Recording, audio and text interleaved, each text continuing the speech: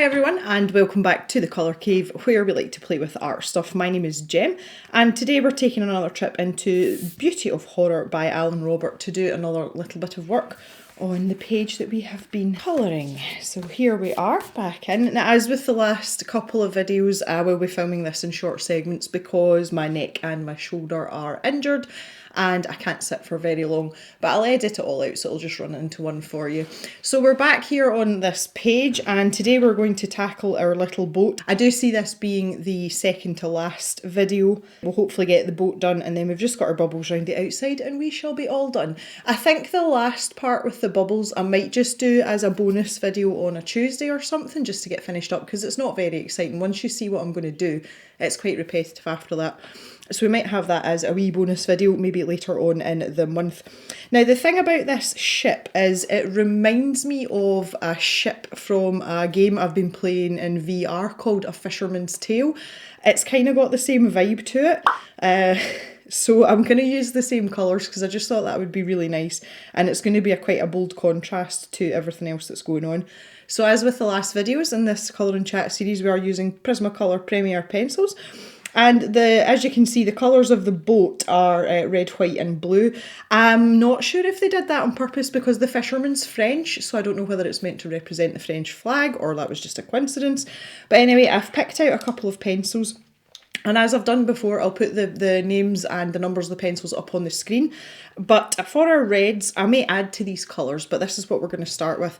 So I've got here Permanent Red, which is PC122. And I have Crimson Lake, which is PC925. And for the blues, I've picked out a trio here. So I've got Non-Photo Blue, which is PC919. Cerulean Blue, PC103. And Denim Blue, PC1101. I've picked out a couple of browns as well. I probably used some grey in this as well for the white areas of the boat, but for our browns I have got Light Umber, PC941. And my very sad looking sepia, which is PC948. Okay, so we're going to get zoomed in a little bit and I'm going to start at the bottom and work my way up. So we're going to start with the bottom of the boat.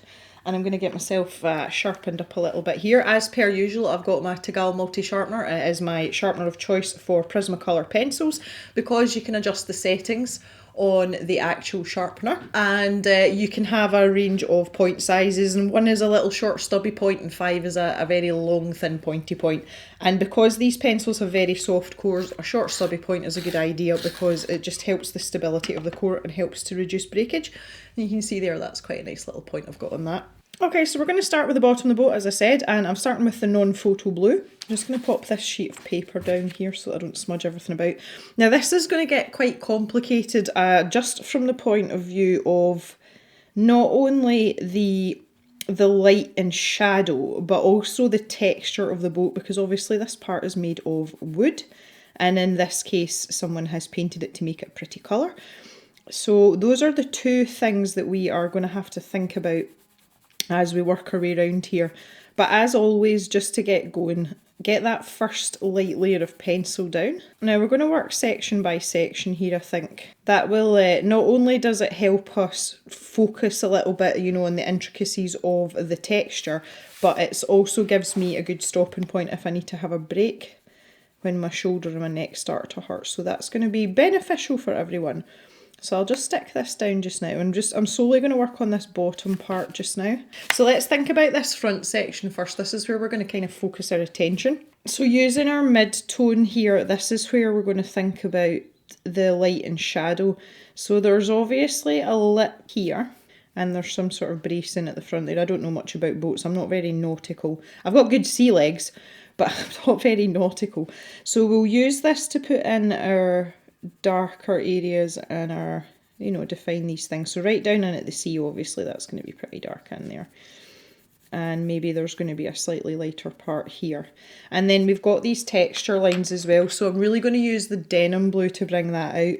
So right now I'm just going to kind of mark some areas in and just to sort of indicate where we want some texture maybe, and then we can jump between these three pencils. So back with my Non-Photo Blue here. Now again, sticking in light layers, I am more of a layering person when it comes to colouring, and I know some people are, you know, a smash it down kind of thing, which is, Prismacolors are great for that, like they really, really are.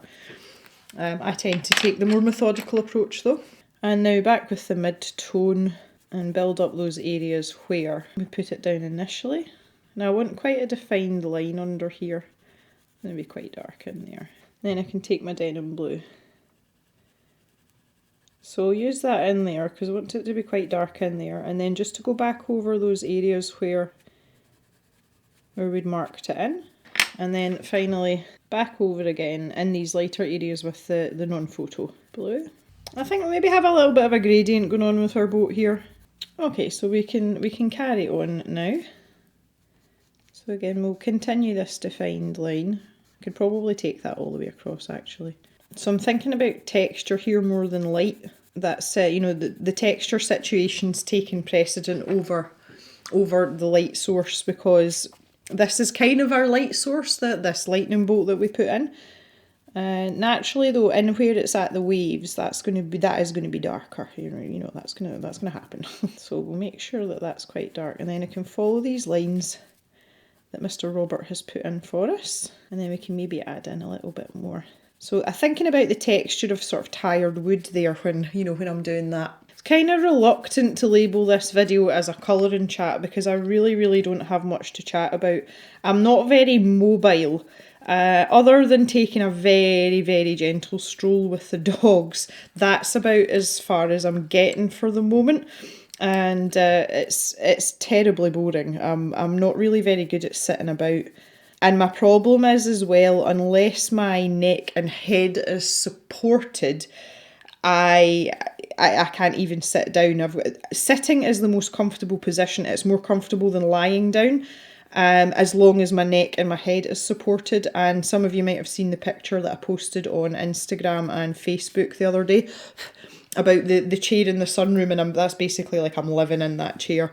And it's just because I can rest my head and my neck at a sensible angle. So everything that I'm doing is in that chair, but I've got like a little portable drawing board type thing, and I can plonk it at an angle so that I can colour.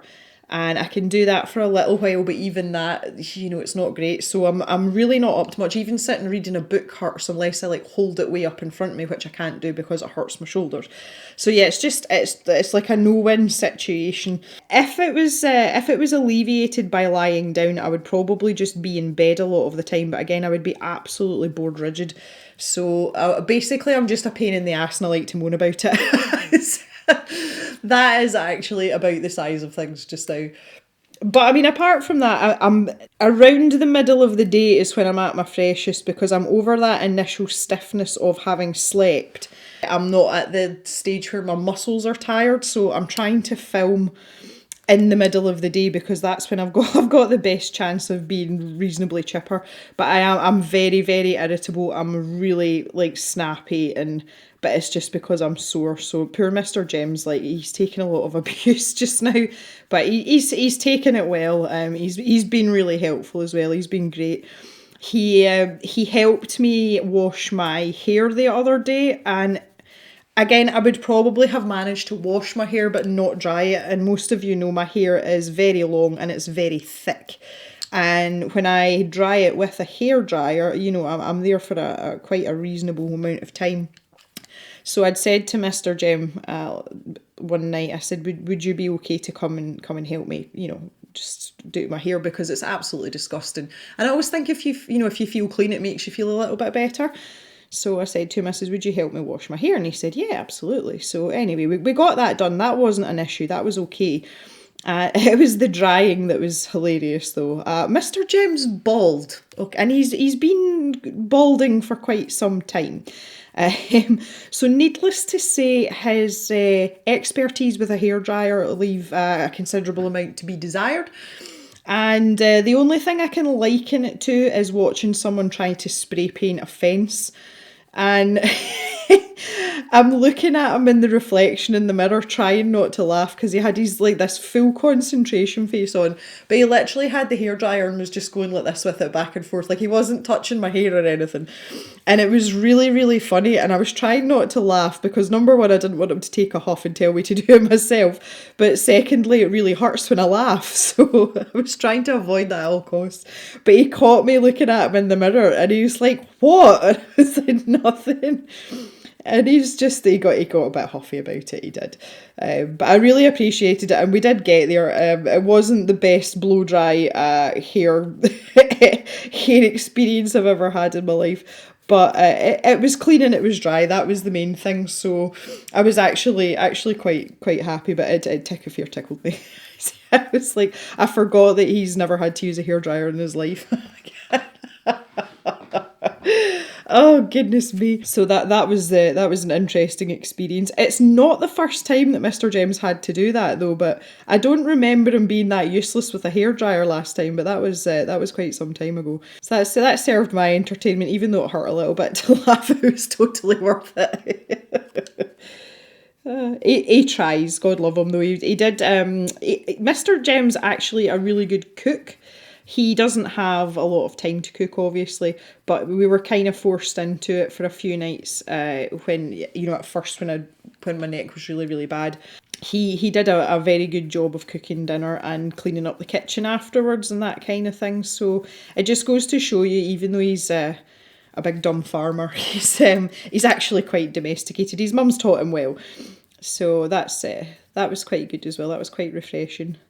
I don't know what you guys think, and you can tell me your thoughts on this, but I always think that dinner tastes so much better when someone else has made it. Like, I enjoyed my dinner so much. Again, I'd kind of lost my appetite for a day or two. Like, I really didn't feel like eating anything. And then there was one night when Mr. Jem had cooked, and it was so tasty. Like, I really, really enjoyed it. And I'm convinced it's because someone else has cooked it, though. And it was nothing fancy. It was just a little bit of roast chicken with some potatoes and some vegetables. It wasn't as if we were eating, anything extravagant, but it was so good. The gravy was great. Okay, we're getting on quite well here. This is going a little bit quicker than I thought it would. So needless to say, just because of the situation, I have been colouring a little bit more rather than sketching or anything like that, just because it's easy to stop and start. And I don't have to do a lot of twisting at funny angles, which I have a habit of doing. So I have been working in the ink house. I know I showed a video of that the other day. That was just out of desperation for trying to film something without killing myself. I have actually been enjoying it a lot. So the next thing that we're organising is I've set up my new lighting rig. It's not connected up yet, but everything's in place. So I have the electrician coming for other things next week. And I'm just going to get him to test it, make sure it's all safe and all the rest of it. And then I'm going to start my initial testing for live streaming.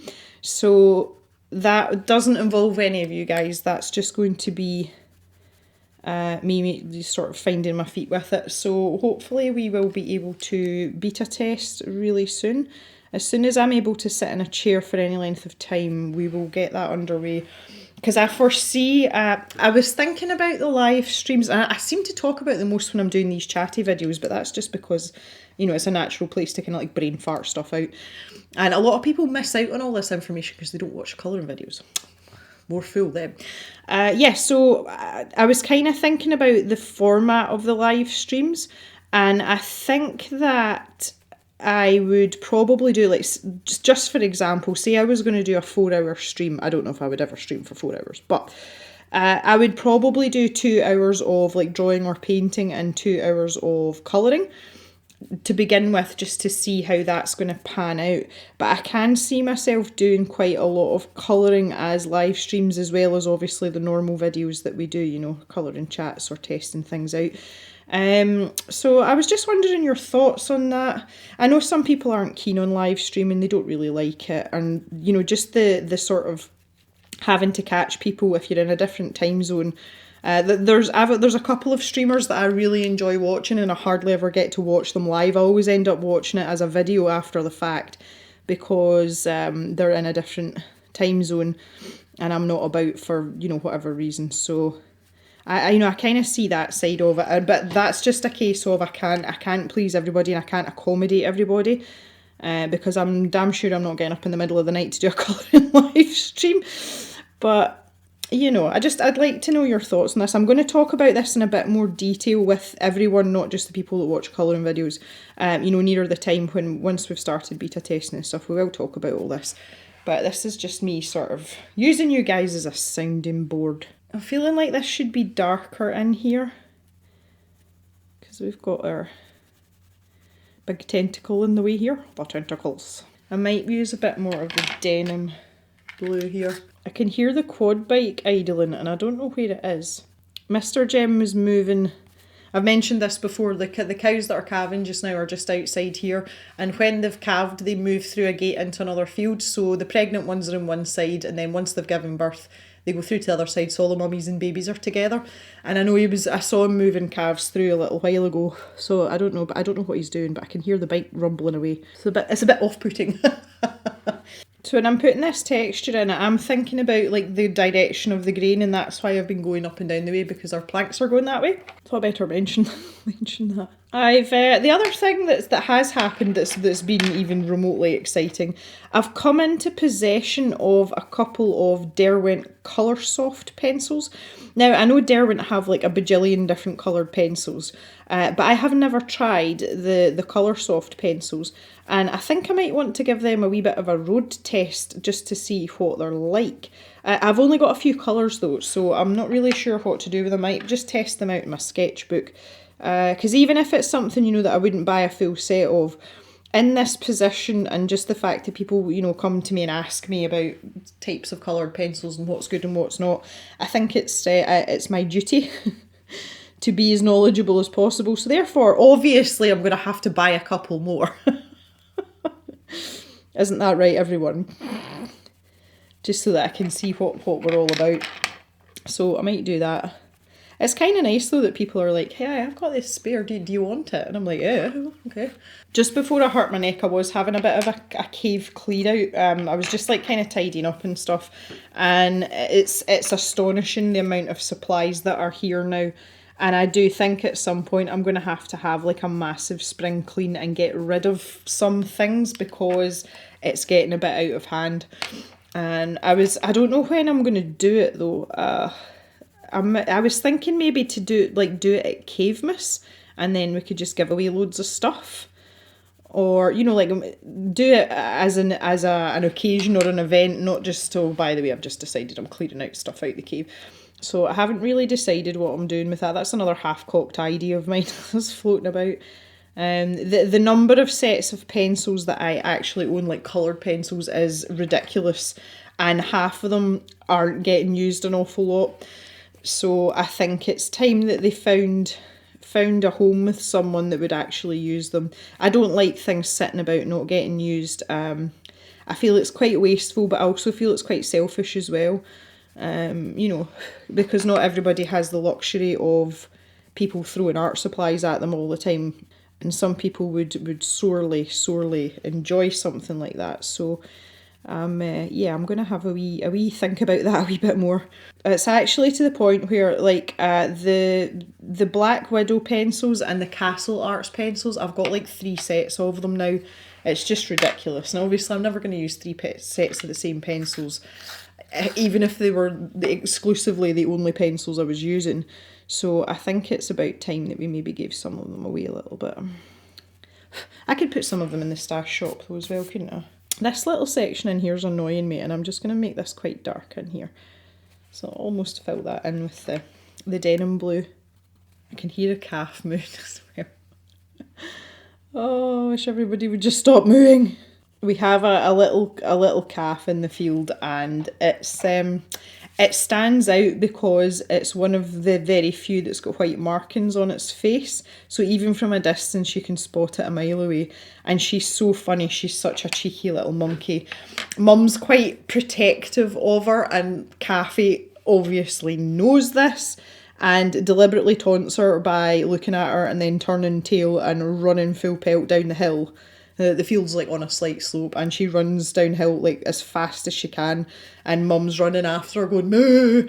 And when cows run, they're not the most majestic of creatures, which makes it even funnier. And this little calf, I swear blind, she just knows fine well, and she's just trying to get Mum to chase her. But I was watching her the other night, again sitting in the chair in the sunroom, there's not much else to do, and it was quite a nice night, and little Whiteface had found a crow, and she decided it was a good idea to chase the crow. So that, and mass hilarity ensued after that as well. So funny. Right, I'm just going to let that settle for a wee minute. If I zoom out a teeny weeny bit, you can see the nice contrast we're getting here between everything else that's going on. I'm quite pleased with that so far. I quite like the texture. I'm not convinced about the depth of the dark patches. I might use an indigo pencil with that, but I'm going to leave that just now. And I want to carry on with some of these other bits. So this band that's round here and round here, you know, like the trim, I'm going to make that red. So for that, I'm going to start off with this permanent red, and I'm just going to pop that in. I think I'll make that bit red as well. And naturally these colours sit well together, so I'm quite happy about that. So I'm just going to decide which parts I'm going to make red here. So I think we'll have these parts red. Do a bit of mapping out. I'm not really sure what this is. Again, not being a boat person. Yeah, okay. And I think these little, because this section here, this wooded part's going to be blue as well. And I think we'll make these brown. So if I just mark this in, again, this is really just for my own, like, look at this weird bit here. I don't even know what this is. Like some kind of, I don't know, I'm not really technical. Yeah, so when we're thinking about the trim, there's probably going to be some light reflecting off here somewhere. So just stick with the permanent red for now. And I need to sharpen up this. This is one I've got a really, really badly offset core in this Crimson Lake. And it's given me like a huge exposed side. So I have to keep sharpening it. But it's okay though, it's actually holding up all right. This is an old pencil. I think this is my original Crimson Lake. It's not a colour that I use very often. So this pencil's a good few years old now. So I'm just going to run a tiny line on the bottom side of that, and that just, it's so subtle, it's almost insignificant, but it just gives that curvature, you know, the idea that that's maybe slightly rounded rather than flat against the boat. So we'll do the same here as well. I'm going to grab my sepia again, I'll move this sharpener, because these are quite small areas I'm working in, so I'm not doing anything terribly exciting here. It's more just more like adding an accent to whatever these sections are, because I don't know what they are. So back to our non-photo blue here. Get this section on the go. Now I'm thinking that this is going to be lighter. Again, I'm just thinking about the contours and, you know, what's going on here. And the lightning might be bouncing off the front here, because I'm imagining that this part here would be the prow. Correct me if I'm wrong, but it'll be maybe not pointy, but it would be curved, a convex shape. So we'll maybe keep this a little bit lighter. And I might even bounce some yellow off that front edge, you know, just like a tiny, tiny little bit. Now the problem is I can't remember what yellow it was I used, but I think any sort of yellow would be fine. Maybe lemon yellow or lemon yellow? Maybe lemon yellow. Yeah. There we go. That's all you need. That is all you need. Okay. And I'm just going to smooth this section out a little bit now with one more layer of the non-photo blue.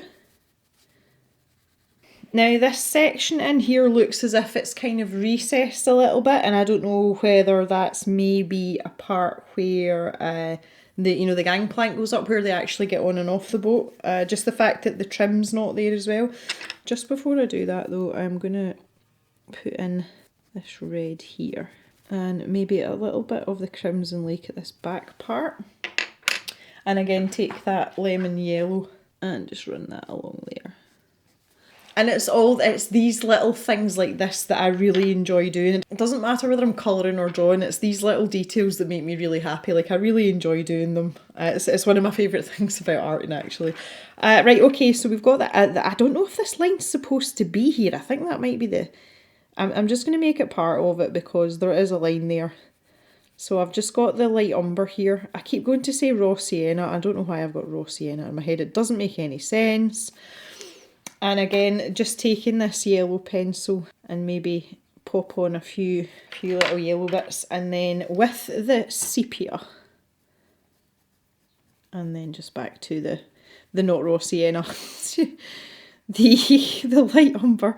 So if we move on over now, yeah, as I was saying, so this is like recessed. So I'm kind of going to skip the photo blue apart from this first layer. So the only reason that I want this down as the first layer is so that it actually does fit in, because when we start blending the other colours over the top, we want it to look like it's still part of the boat. And if we don't do that, then it's going to be slightly off, because obviously these colours all blend together. I don't know who sharpened this, but I don't know why this has got such a long point on it, but it's really annoying me. So I'm leaving that little bit at the top there, just because, surprise, surprise. And this section here looks as if it's the recess in the way, so I'm going to make this just the denim blue and nothing else. Yeah, that looks better. That looks about right. And then back to the cerulean blue.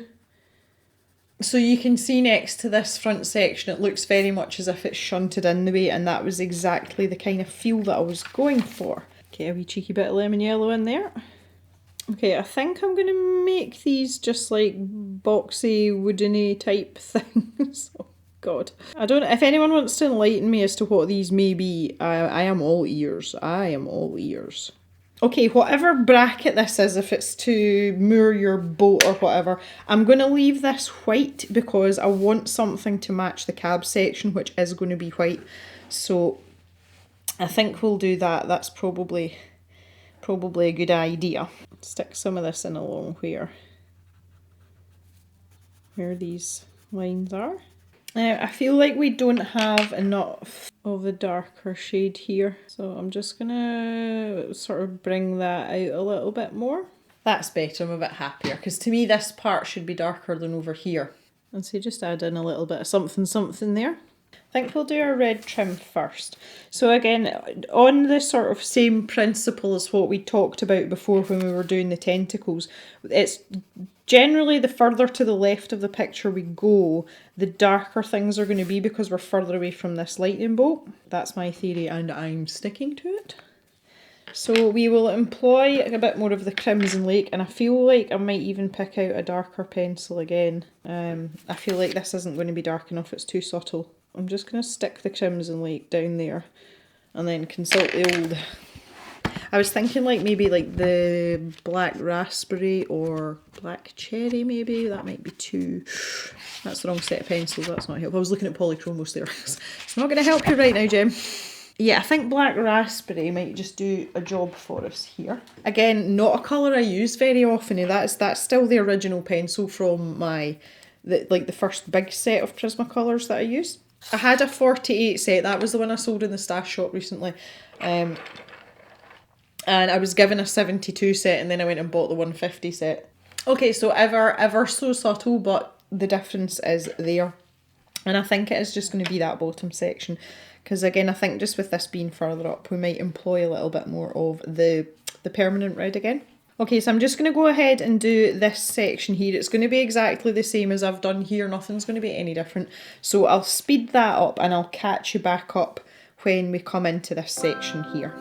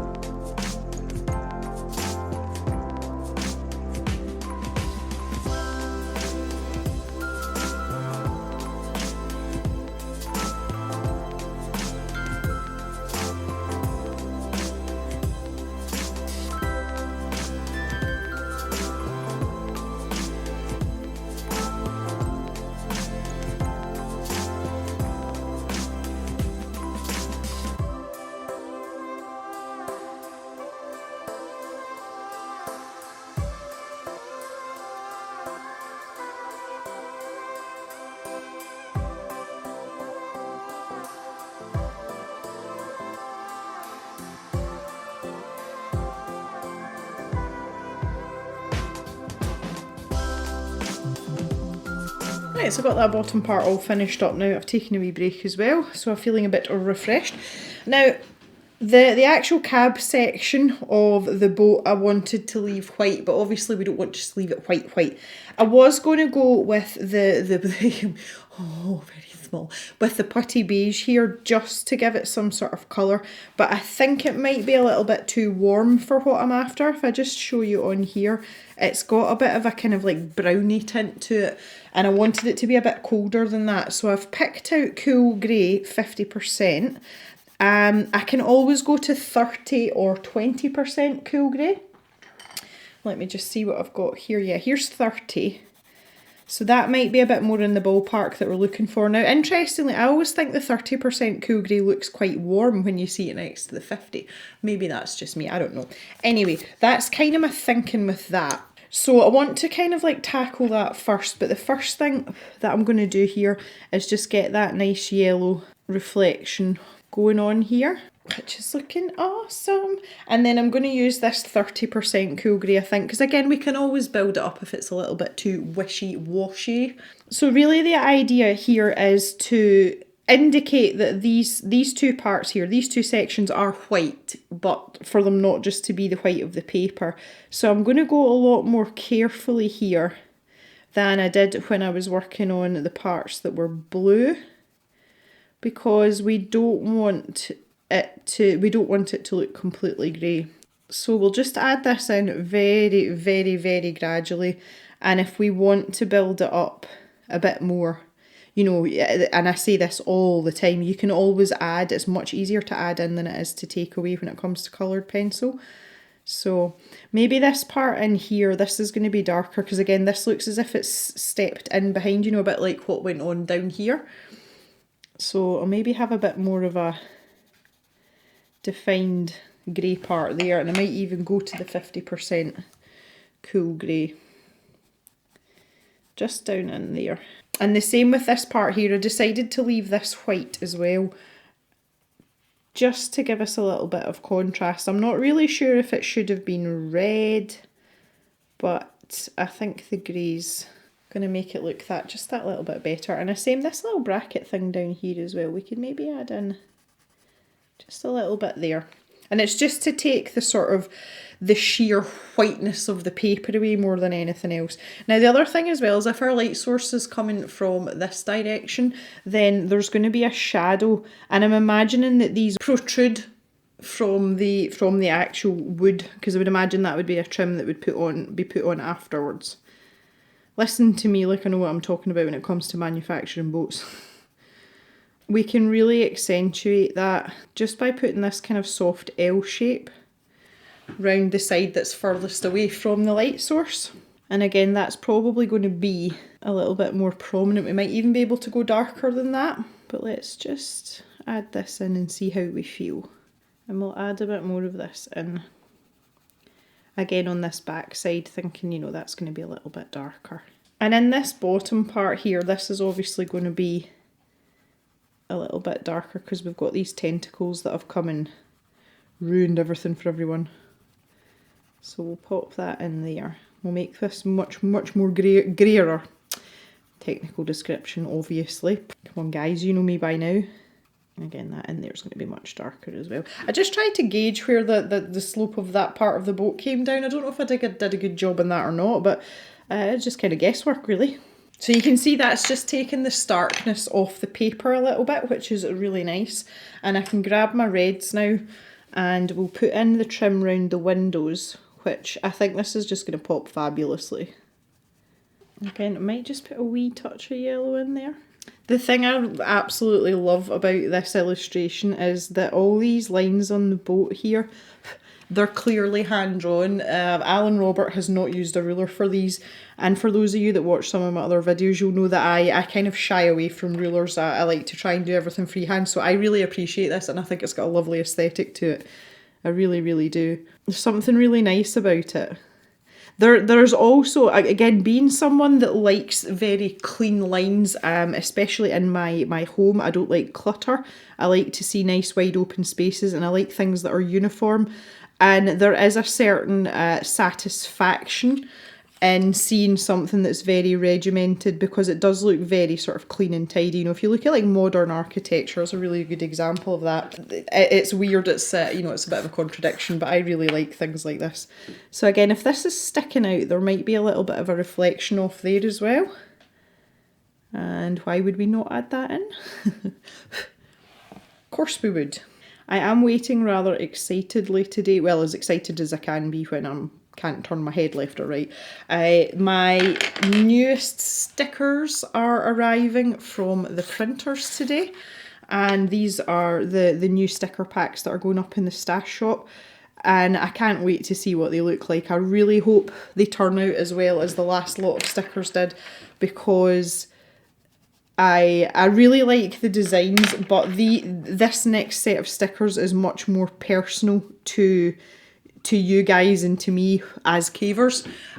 So they're quite special. So I'm looking forward to receiving them, and as I say, I hope they're as good as the last set, where I'm going to be thrilled with them if they are. I'm hoping they'll bring a smile to some people's faces. I really enjoyed working on them when I was actually designing them. It was really good fun. Right, I think as well, what I want to do is with these window panes, if you remember way back at the beginning, we used slate grey for this sky area. If I zoom out a bit, this sky area. And I think I want to use that in these window panes, very, very sparingly, to take away the white of the paper.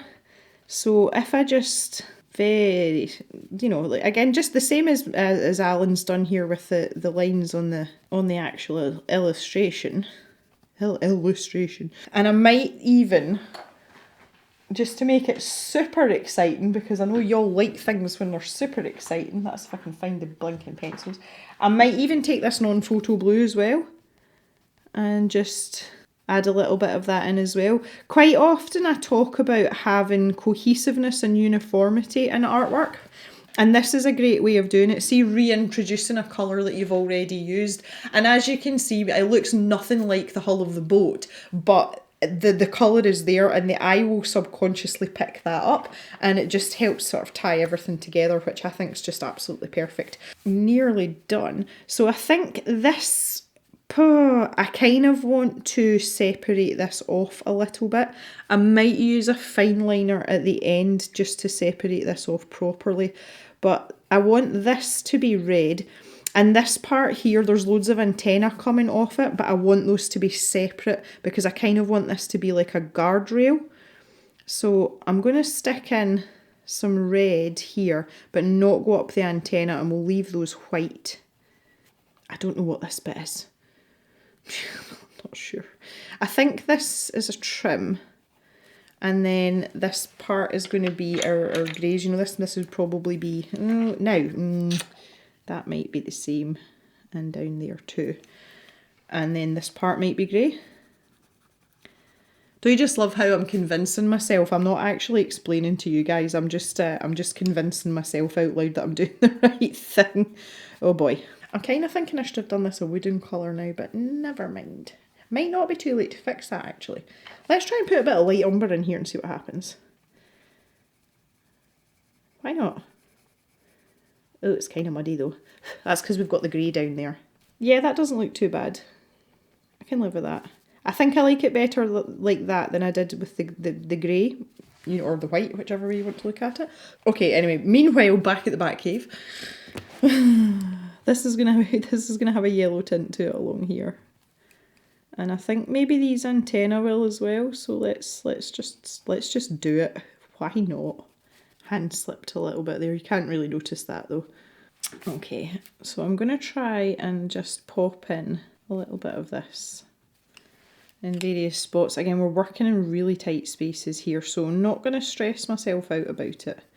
You know, if it's not perfect, because it's not that big a deal. Oh, wrong pencil, Gem. Come on now. And again, Crimson Lake at the back here, with the addition of the black raspberry. I keep wanting to say black cherry, but it was raspberry I settled on. The black cherry's a bit more, it's a bit purplier, and we've got plenty of purple. Okay, on these back parts of these antenna, I'm going to try and sneak in, as I've done with the yellow at the front, I'm going to try and sneak in just a hint of grey here, maybe on that one too. And then this actual mast I'm going to make wooden, you know, I'm going to use these colours that we've used down here. So again, back to my light umber that's not anything to do with raw sienna, as we established. Oh, big sighs from Jock, good grief. It's such a hard life being a retired collie, do you all know that? He was running about like a maniac earlier. Our neighbour next door has sheep, which Jock's always quite excited about. I'm just going to add in a wee bit of yellow here as well. And one of the neighbour's sheep had inadvertently made it into the field that we share like the boundary fence of, and Jock got awfully excited with himself, and I could see him looking at me like, are you going to let me round this up? So I found the hole in the fence where our little sheepy friend had gotten through. So I managed to get Jock to herd her back to the hole in the fence, and she went through by herself. So I then phoned our neighbour and said, just to let you know, I've put your sheep back in for you, but you'll need to come and fix the fence. So that was really nice for him, and Pip just kind of stood and watched him and looked slightly confused, because I don't think she really realised what it was he was doing. I think she thought he was just playing at first, but then when I was telling him to do things and he was doing them, she was kind of looking at me like, what are these words you're speaking? I do not know these words. Because Pip has had no experience with sheep. She's been round sheep a couple of times when she was very young as a pup with Jock, but she's never actually had to herd any sheep, and we don't have any sheep now, so she's I always say she's basically an expensive pot licker now. But she was very curious as to what was going on, and Jock did a good job. Him and I never really worked sheep together an awful lot because Mist was my dog, and a lot of you know the story of Mist already. And he was always very reluctant, and he would only really work for Mr. Jem. But over the years, him and I have got closer because he's retired now as well. He spends most of his time with me, and it was nice that he did as he was told. He wasn't even that rusty either. I wasn't expecting it to go as well as it did that first attempt. So yeah, I was quite pleased with that. It was nice to have him out for a wee jolly like that as well. I think he misses it. He must miss it, but he's not fit for it anymore. He's got arthritis in his shoulder. He's not fit to be running sheep. He was a great sheepdog in his time though, because he's very laid back and very calm. He takes that approach with the sheep, which means they don't get stressed out, and that's the perfect kind of sheepdog that you want. Anyway, there endeth your lesson on sheepdog for today. Right, let's take a wee zoom out. Oh yes, I am. Do you know what? As time's gone on, I have this picture has grown on me. I liked it to start with, but I'm really, really pleased with it because it's something I wouldn't normally colour. It's colours that I wouldn't normally use as well. I tend not to use a lot of blues. So this is actually really, really nice. I would love to hear your thoughts on this, and I'm glad I've kind of captured that boat feeling from Fisherman's Tale as well, because I really, really enjoyed that game. If you ever get the chance to play it, please do. It's very, very clever, and it's like a puzzle game, and because it's in VR, they've used the VR mechanisms really, really well, and I've really enjoyed it. In fact, I would play it again. It's a great wee game. Anyway, enough about that. Yes, so would love to hear your thoughts on this. As I say, the last part that we're going to do these bubbles around the edge, and then we're just going to add a few finishing touches and we are done. So I will do this as a bonus video on a Tuesday, probably towards the end of the month. I'm kind of thinking my neck might be a bit better by that time. I don't think this warrants a colouring chat video, just doing the bubbles around the outside. So we'll do it on a Tuesday. You can keep your eyes peeled for that, and that will conclude this page and this colouring chat series, and we can move on to something new. So I just want to thank you very much for watching today, guys. This has been good fun. I am looking forward to moving back to my chair in the sunroom and supporting my neck for a little while. I think I'll go and have a cup of tea and just chill out, and I shall see you all back in the cave on Thursday for another video. So have a good day, everyone. Please take care of each other. Bye for now.